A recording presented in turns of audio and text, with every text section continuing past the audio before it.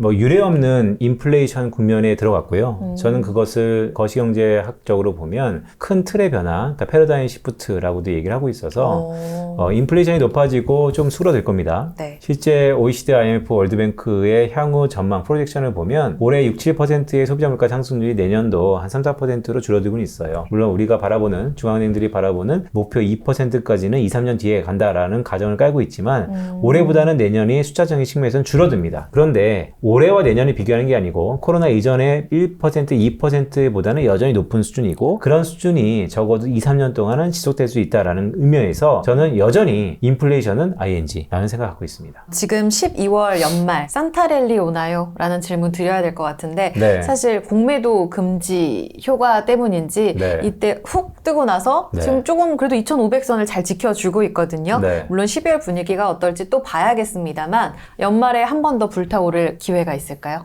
네, 표현이 멋진데요. 불타오른다. 네, 오늘 좀 정열적인데요. 가장 네. 우리 주식 투자자분들이 또 듣고 싶은 이야기실 것 같아서 네. 불타오를까요? 말씀을 드리면 네. 제가 모두에 말씀드렸던 것처럼 북클로징이 되게 빠를 거다라는 말씀을 드렸어요. 그것은 뭐냐면 뭐 꼭 개인 투자자라고 폄하한 건 아니고 기관 투자자라고 제가 많은 인센티브를 드리는 건 아닙니다. 하지만 규모나 정보의 접근 측면에서 보면 상대적인 메이저의 영향력은 기관 투자자들이 있기 때문에 기관 투자자들 중심으로 말씀드리면 이미 기관이 떠나고 있는 자리에서 개인들의 수급이 얼마나 영향력을 미칠까에 대해서는 좀 회의적이고요. 그런 의미에서 보면 연말 기대감이 있습니다. 기대감이 있다는 것은 그만큼 주가에 반영이 되겠죠. 하지만 그런 기대감이 얼마나 클 것인가를 놓고 봤을 때는 저는 여전히 뭐 올해 연말 글쎄요. 오히려 금리가 미국 10년물 금리가 5%를 육박하다가 현재 4.4%를 뚫고 내려왔지 않습니까? 되게 고무적인 현상이거든요. 금리가 낮아진 거에 대한 불안감이 해소되면서 반대급부로 어느 정도 싸진 가격이 들어올리는 힘이 있었는데 그게 추세적으로 이어질까에 대해서는 여전히 불안감이 있다. 그러면 신년 랠리도 쉽지 않을 수도 있겠네요. 그 가격 수준에 따라. 아, 신년 랠리? 네. 뭐 랠리라는 것은 추세적으로 몇 달간 이어지는 그쵸.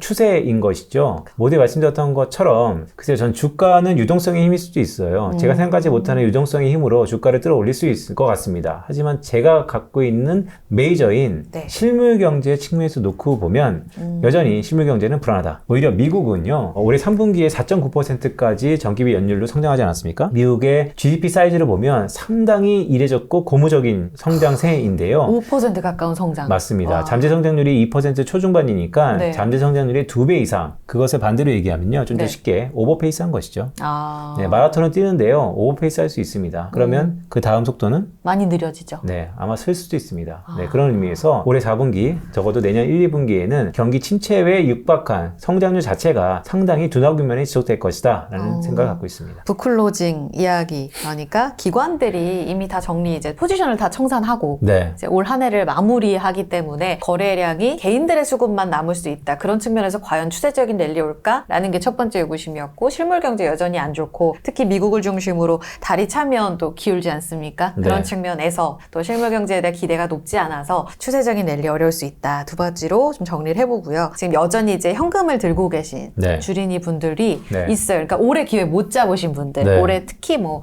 에코프로 랠리에 네. 들어가시지 못한 네. 분들도 많이 계신 걸로 알고 있습니다. 그러면 현금은 미래에 대한 도전 비용 이렇게 이야기를 빅센트님이 하셨단 말이에요. 네. 그 도전 비용을 네. 어떻게 써야 할지 네. 아니면 언제까지 갖고 있어야 할지에 네. 대한 좀 해안을 주시면요. 현금을 갖고 있다라는 것은 어쨌든 불안하다. 그리고 생각한 것보다 어떤 분수령이 생기면 경기 침체가 됐건 아니면 이제 바닥을 확인했다는 신호가 됐건 그때는 좀 더 과감하게 뭔가 사겠다라는 기본적인 가정을 깔고 있는 현금이어야 됩니다. 그런 현금일 때는 이제 두 가지를 제가 말씀드리면 되는 건데 첫 번째는 안 좋아질 것 같다. 네, 실무경제 안 좋아질 것 같습니다. 두 번째, 그럼 턴어라운드가 언제일 것 같냐? 제가 봤을 때는 내년 상반기까지 결국 성장률에 대한 둔화 가능성이 좀 높아 보입니다. 그렇다면 좀 더 빠른 투자자라면 내년 2분기 때가 분수령이다라고 보고 있고 그때 어떤 액션을 취할지는 본인의 선택이라는 말씀 드립니다. 하지만 제가 모두에 말씀드렸던 것처럼 현재 현금을 갖고 있는 그 심리를 가만히 놓고 보면 현재 경제가 암울하고 둔화 국면에 들어갔다고 하는데 그게 언제쯤이면 바닥을 다질지를 놓고 봤을 때 적어도 내년 상반기까지는 지금 추세가 이어질 가능성이 높은데 그럼에도 불구하고 내년 1분기, 2분기를 놓고 봤을 때 2분기 측면에서는 이러한 불안감들이 꽤 학습 효과를 가지면서 내성이 생기지 않을까요? 라는 생각을 조심스럽게 갖고 있습니다. 그때는 인플레이션 압력도 지금보다는 좀 더 낮아질 수 있겠죠. 악재가 터지더라도 네. 우리가 이제 예견된 악재는 또 악재가 아니라고들 하잖아요. 네. 그렇면서 내성이 생기는 그 수준 그리고 또 좋아지는 그 수준 그 시기가 또 중요한 분수령이 될 수 있다. 그렇죠. 그러니까 예견된 악재는 악재가 아니다라는 얘기를 많이 하죠. 근데 네. 저는 좀 달리 예견된 악재는 감내할 수 있는 악재입니다. 그래서 예견된 악재는 악재가 아니다라는 것보다는 우리가 흔히 대비할 수 있는 악재다라는 의미에서 받아들이는 게 낫지 않을까. 달러 강세에 네. 베팅하자라는 이야기를 과거에 해주셔서 지금 강달러가 올 한 해에도 새로운 키워드 중에 하나였지 않습니까? 생각보다 긴축이 또 오래 갔고요. 네. 그런 측면에서 환시에서의 투자 기회도 보고 계세요. 요즘 엔화가 정말 네. 싸다는 이야기 많이 하거든요. 네. 달러와 엔화 그 안에서의 네. 기회도 보고 계신가요? 달러엔뿐만 아니고 원엔도 상당 부분 지금 싸진 거예요. 지금 생각보다 900원대 하회하고 있죠? 네, 800원대 후반이고요. 네, 왜냐하면 최근에 신흥국 통화들이 턴어라운드, 즉 상승하면서 그 가운데 유독 원화가 좀 강했었거든요. 네. 근데 그런 거 차치하고 결국 이 질문의 키워드는 내년 달러가 어떻게 될 것 같습니까?에 대한 질문입니다. 네, 달러 강할 것 같습니다. 상반기에 인하를 해도요? 네. 그 기대감을 반영하게 되면 달러에 대한 매수세가 좀 줄어들지 않나요? 네, 또 이제 답정론데 말씀드린 것처럼 추세적으로 계속 강한 것보다는요. 예, 예. 현재 수준에서 크게 약해질 것 같지 않습니다. 그렇게 보는 이유는 좀 더 구조적으로 말씀드릴까요? 미국 내년 대선을 앞두고서요. 미국이 가장 살을 거는 게요. 미국의 리쇼어링입니다. 미국에 투자를 하고 또한 미국으로 모든 유동성을 빨아들일 수 있는 힘이 있어야 됩니다. 그것은 금리 차일 수도 있고요. 아니면 미국의 강한 체력일 수도 있고요. 그런 의미에서 과거처럼 달러 강세가 과연 미국한테 현재 좋냐 안 좋냐를 놓고 봤을 때 저는 극히 긍정적인 신호가 있다라는 의미에서 달러 강세는 아까 국제유가와 달러 강세의 그 이례적인 현상도 말씀드렸잖아요. 정회상관관계. 맞습니다. 그러니까 달러 강세의 압력이 물론 달러 지수가 되게 가파르게 올랐기 때문에 네. 최근 미국의 연준이 특히 11월 FOMC 전후로 해서 이제 기준금리 인상은 끝난 거 아닌가? 이제 피버팅 하는 거 아니야? 라고 해서 장기물도 내려오면서 달러도 약간 주춤하고 있어요. 네. 그럼에도 불구하고 흔히 내년도 미국의 달러 강세는 여타 통화 대비 상당히 지속될 가능성이 높다라고 개인적으로 갖고 있습니다. 근데 미국 경제가 이제 다리 차면 기운다는 이야기를 하시면서 네. 실물 경제가 살짝 꺾일 수도 있다 하셨잖아요. 맞습니다. 근데 미국 경제가 강해야 달러 강세 아니에요? 맞아요. 근데 환율은 상대적인 겁니다.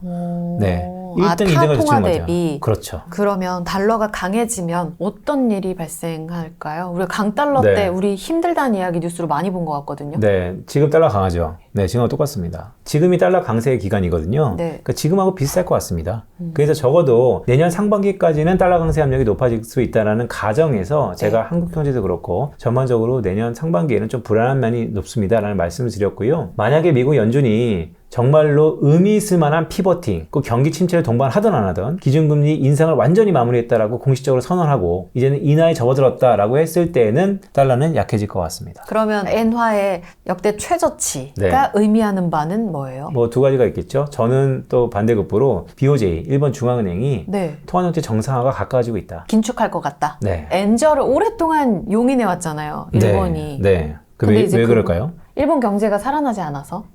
일본 경제 사라지지 않아서 물론 좋은 얘기입니다. 일본 경제도 두 가지 성장 동인입니다. 네. 하나는 수출에 대한 경쟁력, 그거는 환율에 대한 경쟁력이 생기는 것이겠죠. 두 번째는 역시 거기도 내수입니다.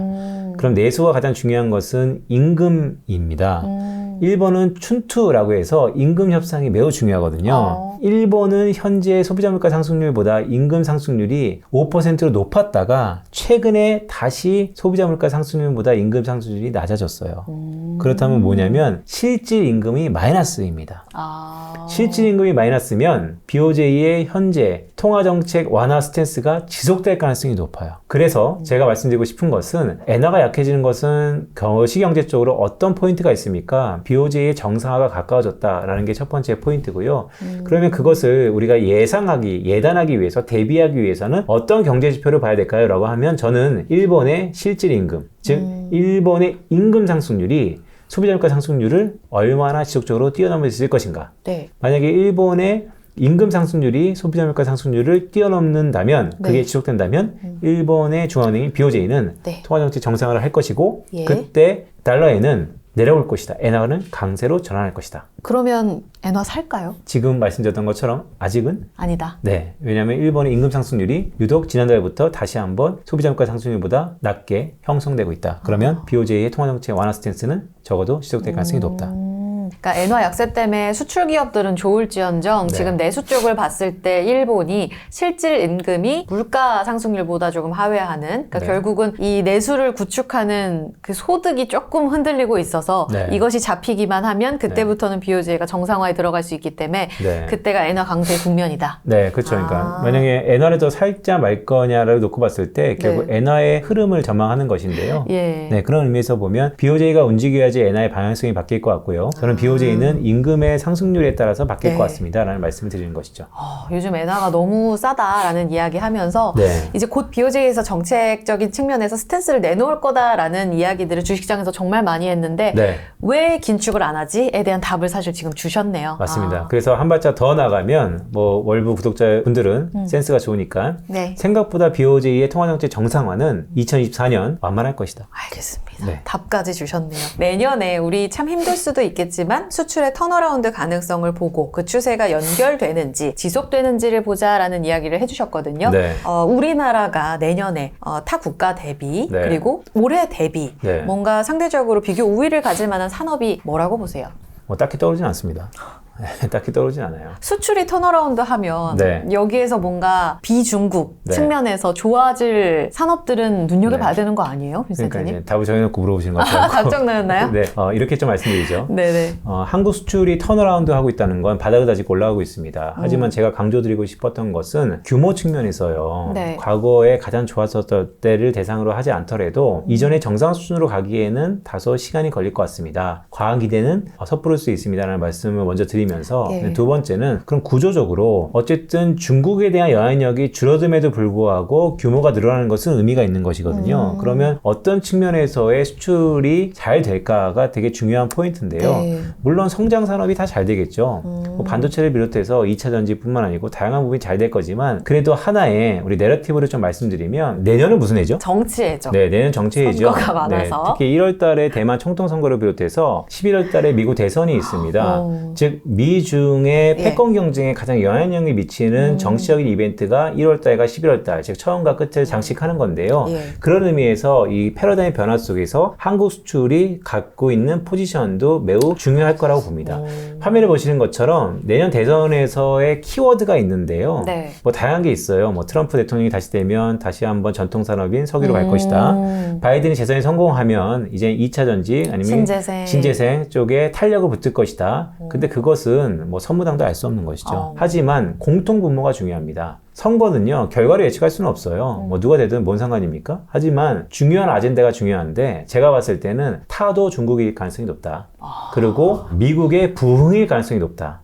이 두 가지의 연결고리에서 우리가 확인되었던 것은 트럼프건 바이든이건 강조하고 있는 리쇼어링이라는 겁니다. 리쇼어링이라는 말 자체가 네. 이제 되돌아오다? 그렇죠. 쇼어링의 리죠. 다시 한번 외국에 있었던 생산 시설, 기지, 여러 다른 자재들을 다시 한번 본국인 미국으로 갖고 와서 뭔가 미국에서 물건을 만들고 미국 사람한테 팔아라. 그 전까지 1980년대 세계화 시장을 가면서 미국이 얘기했었던 중국같이 아니면 신흥국처럼 인건비가 싼, 자재가 싼 곳에서 생산 시설을 만들고 미국으로 다시 한번 그 제품을 수입했던, 즉 중국이 전 세계 공장으로서 자리매김할 수 있었던 이런 쇼어링 정책, 흔히 차이메이커라고 대변하죠. 네. 그 부분들을 다시 한번 미국의 바이 아메리카라는 정책인데요. 미국의 제품을 사자라는 것처럼 미국에서 만들고 미국 제품을 사라. IRA 다 똑같은 겁니다. 어쨌든 리쇼어링 정책이 내년 대사의 핵심 키워드 중에 하나입니다. 그런 의미에서 보면 리쇼어링과 결부될 수 있는 그런 미국의 공장을 세우려면 뭐가 필요할까? 미국의 공장이 과거처럼 전통적인 시멘트 사업의 공장일까? 첨단 공장이겠죠?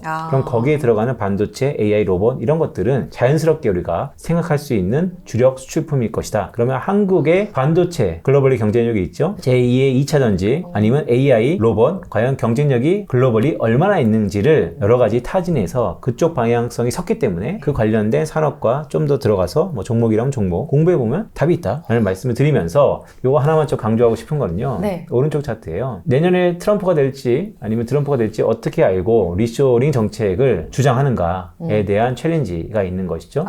근데 제가 이것이 되게 의미 있는 차트였는데요. 바이든 행정부가 들어서면서 신규 청정에너지, 그러니까 IRA의 수혜 지역입니다. 라고 봤을 때 공화당 텃밭과 민주당 텃밭의 비율을 보면 당연히 민주당에서 발의를 하고 민주당에서 밀었던 정책이기 때문에 민주당 쪽에서의 수혜를 받은 것 같지만 실제 공화당 지역의 수혜가 더 높았다라는 것이죠. 자, 그렇다면 정치인은 자기 지역을 대변하는 정치인 표밭을 놓고 봤을 때 만약에 공화당으로 전반적으로 바뀐다 하더라도 지금의 이 리쇼어링 정책과 신재생 아니면 청정에너지 이 정책이 나의 지역구와 나의 지지 기반에 도움이 되었다라는 측면에서 보면 정치색을 차치하더라도 상당 부분 지속성이 있을 만한 정책이다라는 말씀을 드립니다. 타도 중국, 미국의 부흥. 여기에서 키워드가 뭐가 나올까? 반도체 AI, 로봇 이야기를 해주셨고요. 그 근거까지 또 깔끔하게 정리를 해주셨습니다. 항상 이 시장 이야기를 할 때 논리적인 답변을 주시기도 하지만 그 논리적인 답변에 있어서 데이터를 항상 가져와 주셔서 네.